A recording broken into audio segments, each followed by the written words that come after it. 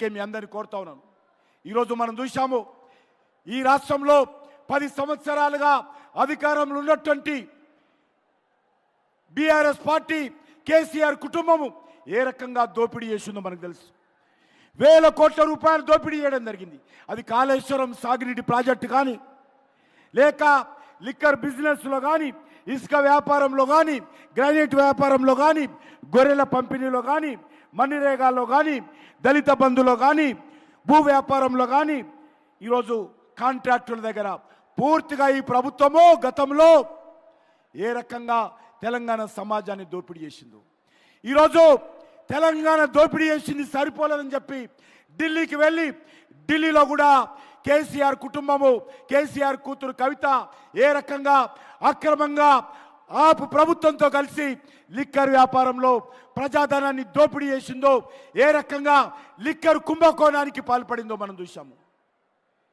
ఇది చాలా తెలంగాణ సమాజం అంతా కూడా ఈరోజు తల దించుకోవాల్సినటువంటి పరిస్థితి ఏర్పడింది.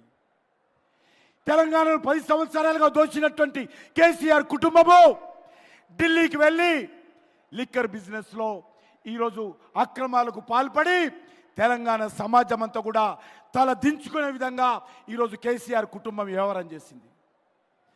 ఈరోజు కాంగ్రెస్ పార్టీ మళ్ళీ అధికారంలోకి వచ్చింది. గతంలో 10 సంవత్సరాలు కాంగ్రెస్ పార్టీ రాష్ట్రాన్ని పరిపాలించింది.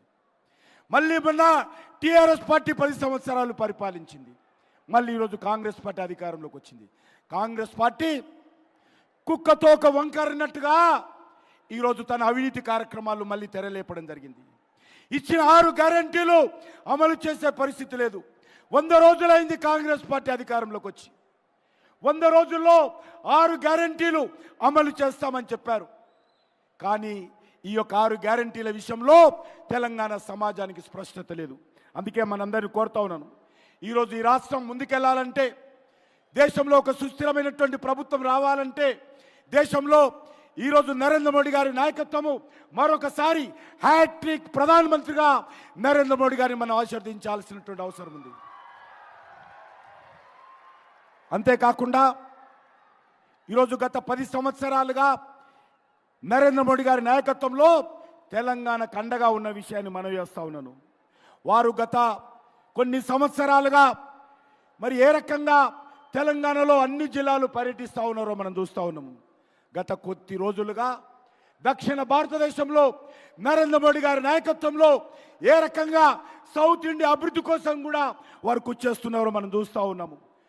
తరచుగా తమిళనాడు కావచ్చు, కేరళ కావచ్చు, కర్ణాటక కావచ్చు, తెలంగాణ కావచ్చు, ఆంధ్ర కావచ్చు, విస్తృతంగా వారు దక్షిణ భారతదేశంలో నరేంద్ర మోడీ గారు పర్యటిస్తూ ఉన్నారు. వారు మన మధ్యకు వస్తూ ఉన్నారు, అభివృద్ధి కార్యక్రమాలను ప్రారంభిస్తూ ఉన్నారు, మనందరితో మాట్లాడుతూ ఉన్నారు.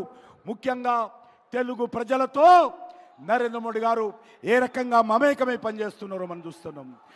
తెలుగు భాషలో ఈరోజు వారు నేర్చుకోవడం కోసం కృషి చేస్తూ ఉన్నారు.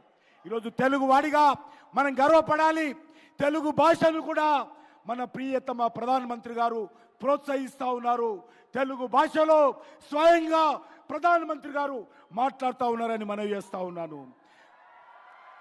అందుకే మనం